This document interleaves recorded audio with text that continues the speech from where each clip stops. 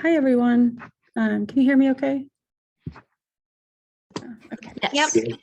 Okay. Okay, I'm going to go ahead and get started. So thank you for joining me today for this session at the 9th Annual Summit on Women in Tech. I want to be respectful of everyone's time. So since it is 1 o'clock, I'm going to go ahead and get started.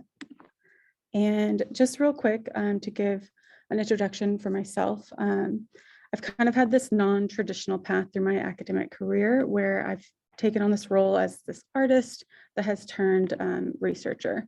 And so I started on the path as an artist studying digital arts, where I earned my Bachelor of Fine Arts from Kansas State University. I then went on to earn my Master of Fine Arts from Louisiana State University. And it was there when I started getting more into virtual reality and developing immersive experiences. I became really interested in how this tool can be used to show different perspectives and allow people to engage in these empathy-inducing environments. And so this was right around like 2015, 2016. And it was when VR was still very much this tool we weren't quite sure what to do with and like how to use it. And it widely became called this empathy machine, with this idea that where you put on a headset and experience something, you become like forever changed by that, which sounds really cool. But I knew with the background I had, I wasn't really equipped with the like theoretical knowledge and language needed to pursue what I wanted to do with VR, which was actually to create experiences that brought attention to systemic issues of racism and reduce biases. So that actually led me to get a second master's in communication. I use media school. And so I had zero research experience and zero idea about just the underlying psychological and behavioral mechanisms that are super important to understand to even know what's possible with these mediated immersive technologies that are becoming more and more popular. And so I loved my time at IU, and I learned so much from that experience. And then from there, I went on to pursue my PhD, where I'm currently now at the University of Georgia in my second year. And so I'm in the Grady College of Journalism and Mass Comm. And if anyone follows college football, go Dogs. It was a great season this year. But that's just a little background of my journey so far within academic research. And as I continue on, I'm going to focus back to the session and talk about the research that I have been currently working on during my PhD at University of Georgia. And so the full title of this talk is Confronting Whiteness in Virtual Humans, a review of 20 years of research in prejudice and racial bias using virtual environments. And I worked on this project with my advisor at UGA, Dr. Grace Ahn, a fellow PhD student, and Dr. Christine Nowak at the University of Connecticut. And so also this research was recently awarded the top paper in the Human Communication and Technology Division at the National Communication Association. And so the full journal paper is still in its pre-publishing stages, but following this session, if anyone is interested in receiving a copy of the full report manuscript, once it's published later this year, I'd be happy to send that. So to begin, I want to start out by talking about what we mean in the title by confronting whiteness. And so we understand whiteness as a societal structure that maintains white supremacy and has historically allowed white people and those who fit within a white racial identity to have a more privileged position, and all while simultaneously oppressing those who do not qualify as white. And whiteness is often invisible and elusive, especially to those who belong to it, much like myself, really until we start peeling back those layers. And because the race white becomes the standard or this default point of origin in which we compare all else to, whiteness is racelessness. And it forms these cultural practices in which white people view themselves, they view others, and the society around them. And so what makes these racialized structures complex and dangerous is because they create patterns within society that are often formed unintentionally. But we do need to be careful because even if something is unintentional, it doesn't mean that it's free from causing harm.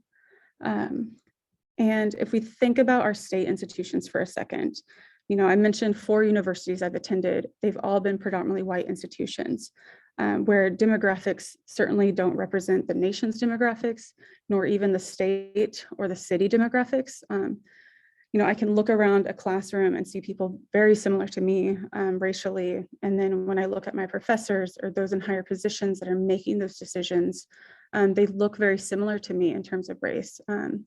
And so we need to be aware of the implications of what sort of environments we are creating, especially to those who are being excluded.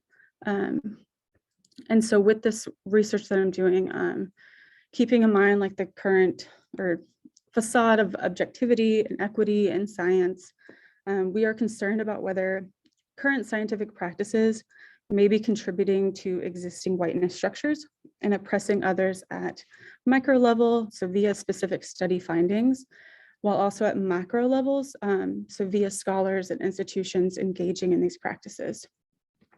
And then to give an example related to my field of communication, but certainly this is not unique to it, a 2018 review of scholarly practices found that white scholars disproportionately dominate publications, citations, and leadership roles at the higher institutional levels. And again, even though that these patterns form unintentionally, we can see evidence of these racial hierarchies and white prioritization that have taken shape. And so it is critical to re-examine these common practices and methods that may be reinforcing these patterns, and more specifically within the realm of prejudice and bias reduction research that is meant to help rather than harm. And also looking at the combination of emerging technology like VR and virtual environments that use virtual humans for this research. And so I don't know if anyone is using the metaverse yet, but it's already here and it's going to grow more. So, we need to be aware of how these structures of power may be carried over into these virtual and online spaces. So we define virtual environments as computer simulations that allows users to perform operations on the simulated system. This is an all-encompassing definition to include more two-dimensional computer tasks to 3D social worlds like Second Life or Sims, as well as fully immersive environments with headsets and body tracking. And these virtual environments are then inhabited by visual characters, which are controlled by avatars, which are human users like myself or you all, or agents, which are controlled and programmed by computer algorithms. And so what makes virtual environments so powerful is that users can experiment with different identities. They can be an animal, an object, or even present themselves as a different racial or gender identity. This allows users to share experiences different from their own and take the perspective of someone else, where prior research looking at this perspective-taking ability has shown that different identities and shared experiences can impact users' attitudes and behaviors even once they've left the virtual environment. And now with more updated technology, with the more immersive virtual environments like VR, people can embody these avatars where the avatar's movements are mapped on the user's corporal body in real time. And so this creates what's called this body ownership illusion, because users can feel as if the avatar's body has become their own body.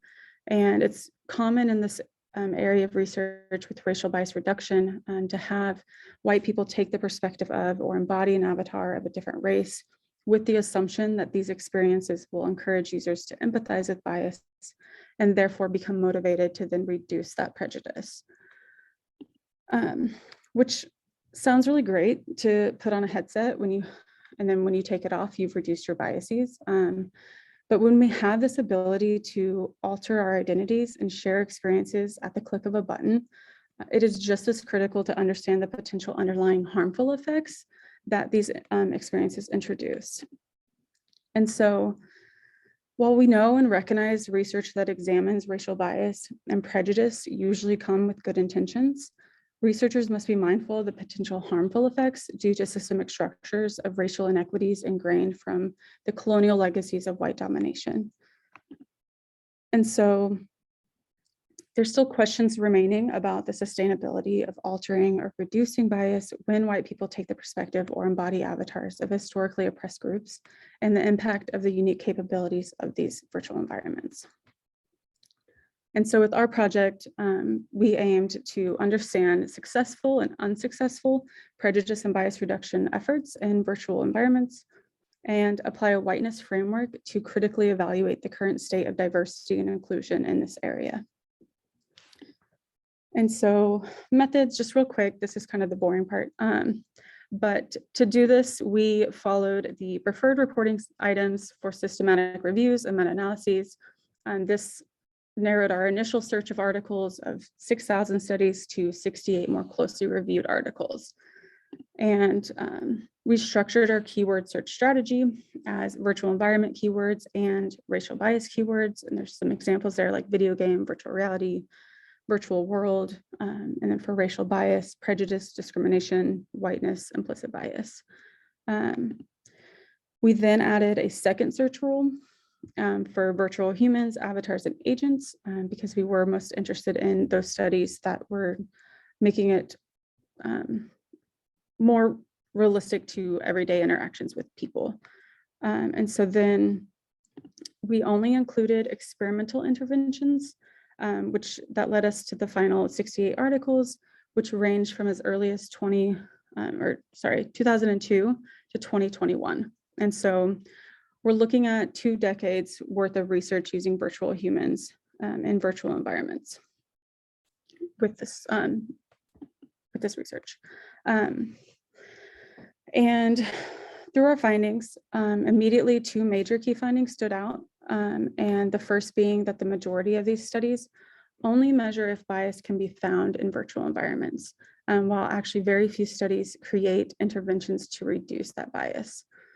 And I'll spend the remainder of my presentation focusing on those 9 studies, but I do want to say that those studies that sought out to see if bias carried over into virtual environments, they were successful in that, yes, it does. So virtual avatars and agents of color are subjected to the same racist and discriminatory practices that also appear in the offline world. So meaning that people who hold prejudice toward Black and Brown people also have prejudice against Black and Brown virtual humans. And that's regardless if the person is controlled, if a real person is controlling those avatars or an agent that's programmed by a computer. And so with those 9 studies that I'll focus on that use the virtual environments beyond just simply finding if bias exists and actually work to try to create a reduction of bias through some sort of intervention, the success was limited. And they all use similar designs in terms of using that perspective taking or body ownership embodiment of Black avatars. However, they all conceptualized, measured, and interpreted bias reduction differently. Additionally, none of them use a critical racial lens or theoretical framework to guide their experiment, which I think it just inherently limits this work in general. But the only study that included more than just white participants created their own learning video game that had users take the perspective of a Black male graduate student and experience different kinds of biases that underrepresented groups must often overcome, such as tokenism and racial microaggressions. And then participants were repeatedly tested on their bias literacy and had to score correctly in order to advance in the game. But most others, so the other 8, looked at the differences between a pre and post racial implicit association test, or the IAT, as a single measure of bias while only using white participants. And if you're unfamiliar with what the IAT is, it's a time-based computer test that measures the strength and direction of attitudinal associations with categories such as race, where white is the in-group and Black is the out-group. This can also be done with gender, queer identities, age, and more. There is an online version available if anyone that anyone can take if you're interested in that more. And then further about the virtual environment settings that these interventions are having these participants do. Most of them, or some of them, use existing social virtual worlds like Second Life or Sims, or they just created their own. But overall, there's a wide variety of settings and tasks that white participants performed, such as free playing in an open virtual social world, mimicking an agent through a Tai Chi exercise, which is this one onto the left. They participated in a mock legal trial where they were then having to give either guilty or non-guilty verdicts, and then also to solving a 3D puzzle with a white Confederate researcher who was also embodying a Black avatar. But overall, there seems to just be no consistent way to test these things or study this phenomenon other than this embodiment aspect. So we want to know if this actually works, right? Soon companies all over the world might be thinking, and some already are, that VR can be used as the tool for these diversity and equity and inclusion conversations. But if we take a look at the findings of these studies that are suggesting racial embodiment can reduce bias through using the IAT as a measure, results are just widely inconsistent. They sometimes reduce outgroup bias following the embodiment, but they also sometimes increase that bias. Additionally, other findings reported that in-group favorability increased, and then others just had no change at all. Additionally, even fewer test these interventions beyond a single brief session for about 5 to 10 minutes. And for those that do go beyond that, the patterns of bias reduction do not hold past a week. So essentially what I'm pointing out here is that this method does not work like we think it should. Additionally, there has also been criticism about whether the IAT indicates actual bias reduction. There was a recent meta-analysis revealed that although implicit measures can change, they do not necessarily shift explicit behavior. However, the IAT can work well when supplemented with other self-report measures, but very rarely are we seeing that happen within this area of research. So ultimately, we found it difficult to determine that these methods sustain a true bias reduction and using virtual environments and virtual reality in this way. And so what does that mean? What are those implications for this? With the assumption that sharing experiences in VR can encourage people to empathize with bias and be motivated to reduce prejudice, we really just aren't seeing that happen. And so also thinking from a whiteness perspective, we need to be mindful of what we are doing with these experiences, especially when our only evidence is coming from white perspectives, because this method ultimately ties responsibility back to people of color to educate and alter the white experience, where people of color are not obligated to inform white people of their privileged statuses, even when represented as virtual avatars or agents.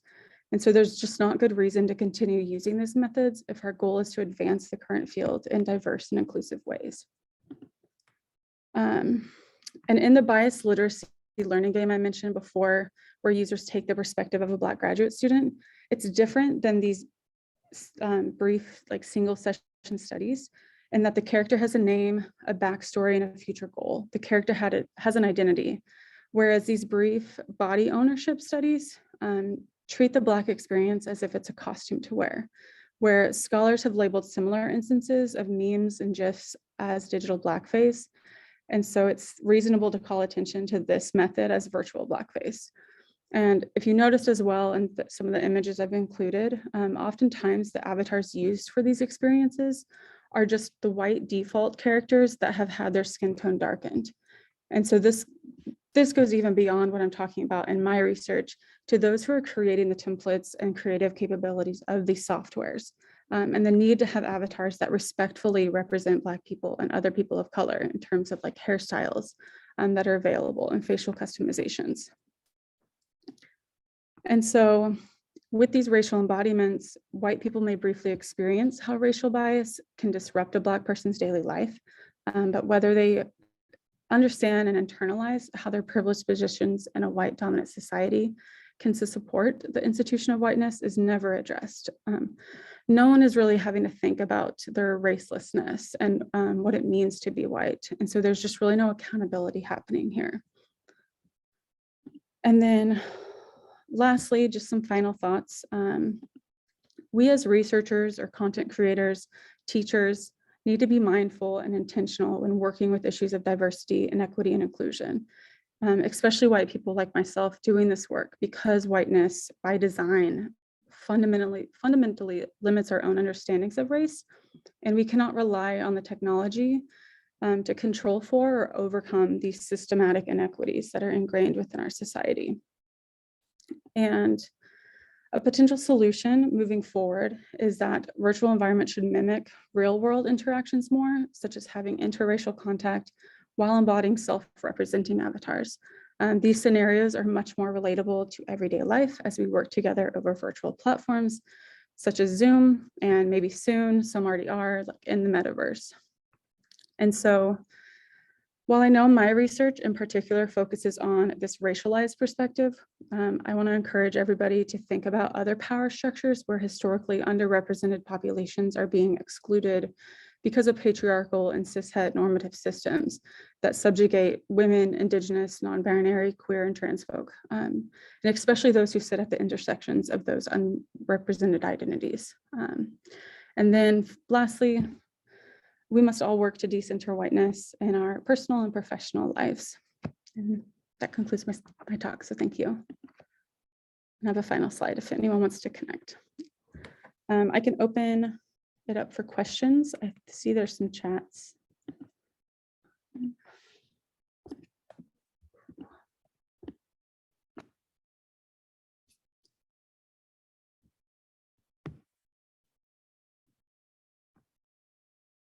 Does anyone have any questions? Haley, Kate put one in chat. There's a question. I can read it if it's helpful. Okay, no, I got it pulled up. Okay, great. Okay, so how are matters of online microaggressions being addressed in higher ed learning institutions?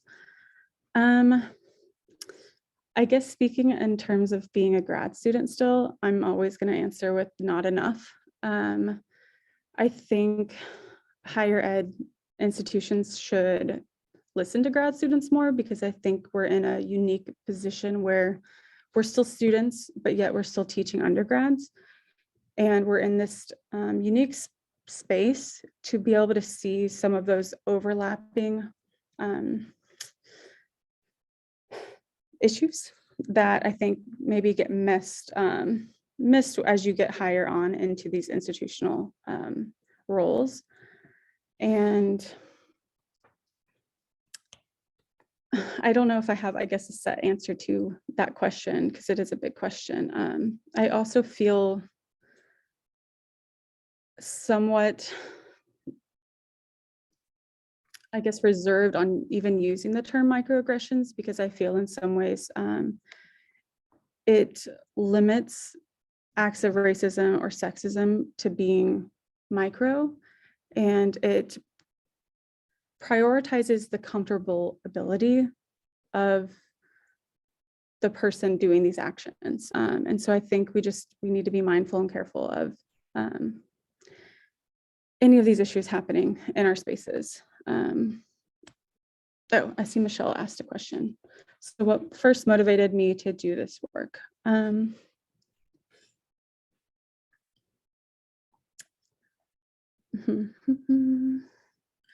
I grew up in Kansas in a very white farm town. I was very, I guess, blind to racial issues outside of this very small white town. I went to undergrad and like recognized that there was inequities there, and then witnessed, I guess, people that I cared about being subjected to a lot of these harmful structures in place. And so I just kept trying to go because I didn't think that it was right. And so I just kept doing this research.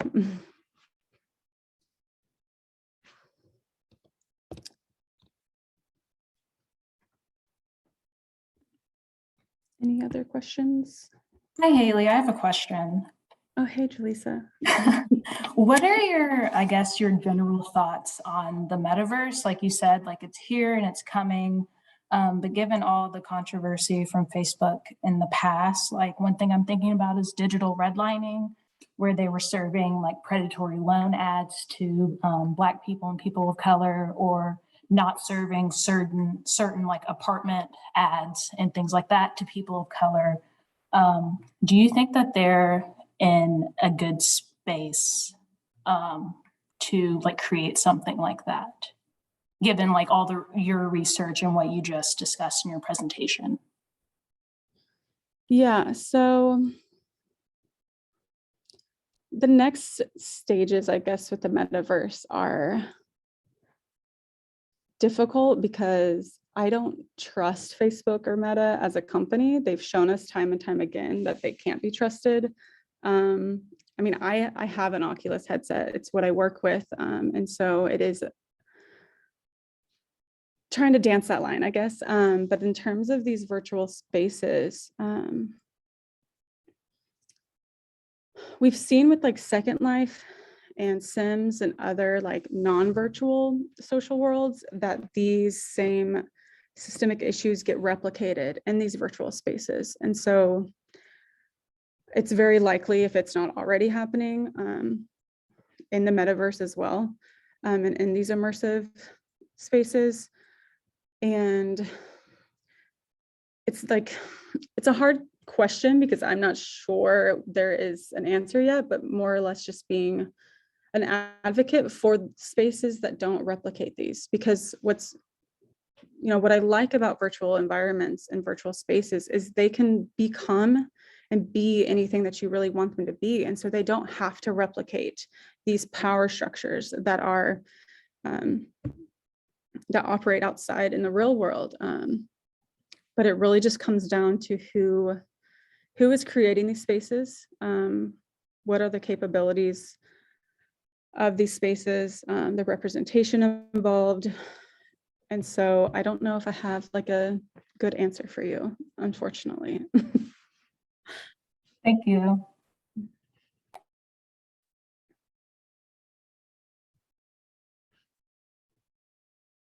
Any other questions? You have about 2 minutes, I guess.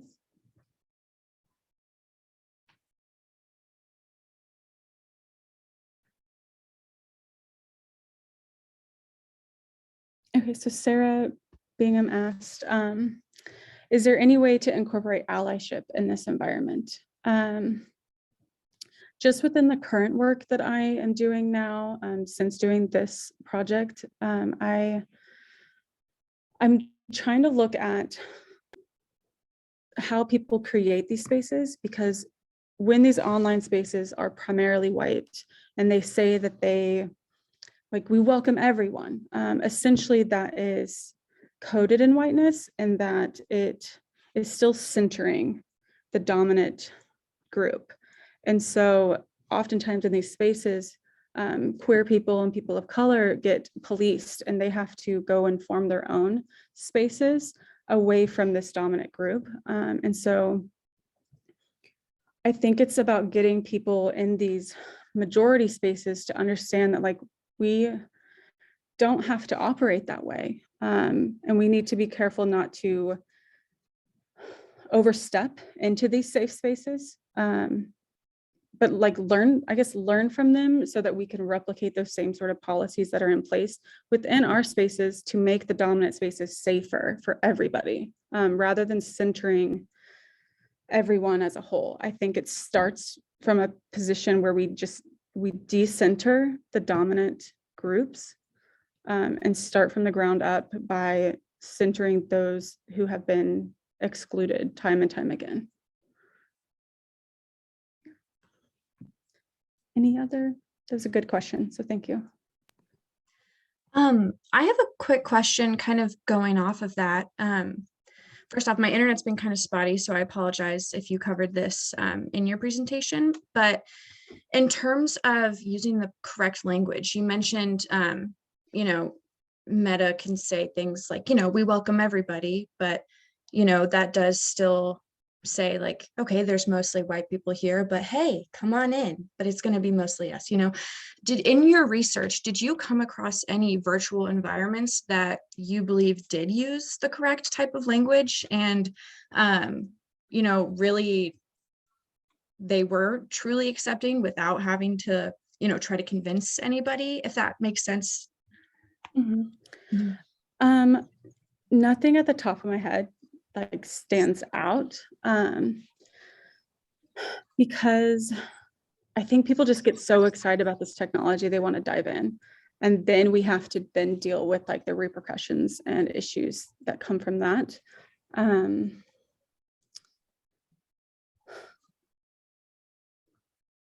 The only examples I guess I can think of is these safe spaces that are meant for these populations to not be subjected to these dominant groups.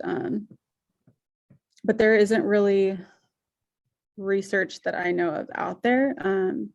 The study I'm currently working on, though, I am looking at policy specific language to test that.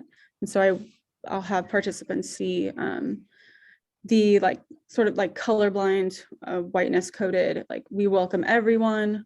And then I'll have like an anti-racist policy that I think we're all really familiar that have companies have adopted a lot in the last couple of years. And then also working on what did I call it? I guess an anti-whiteness policy where it starts with the acknowledgement that this is a space for Indigenous, Black, people of color, and queer and trans people. Allies are welcome. And so seeing if like that language is different, and if those policies could be incorporated in these more majority represented spaces as well. So I guess I'm working on that research, but I don't have an answer for you yet. Oh, got it. Yeah, totally understand. Thank you so much.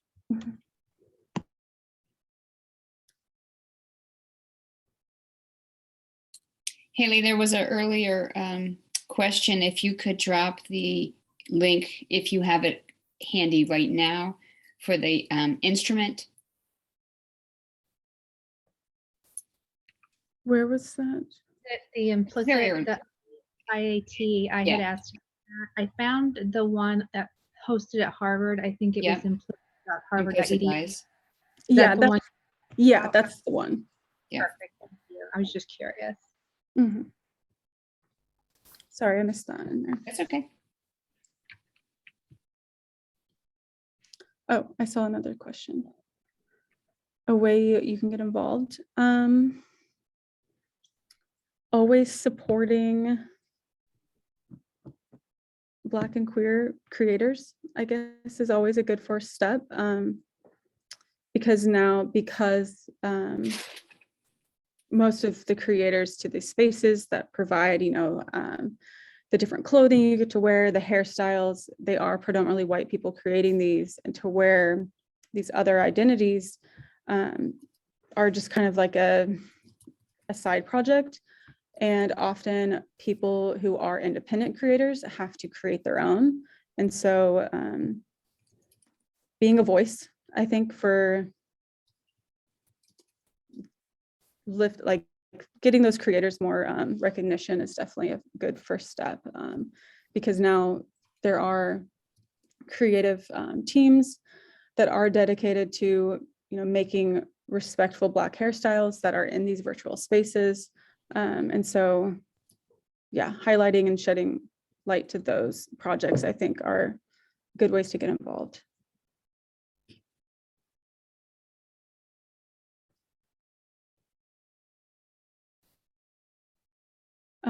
Okay, so Michelle asked, are you or can you mentor any UGA undergrads who can work with you with your research?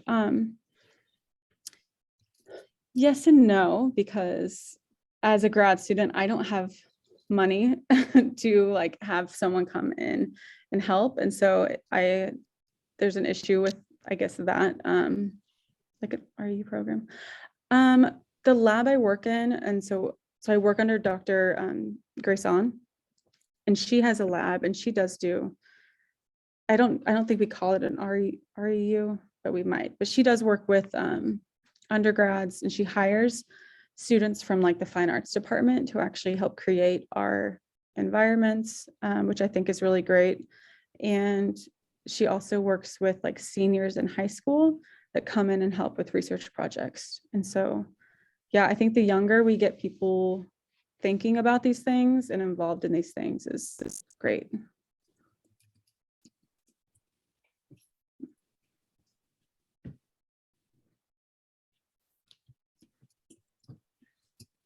Okay.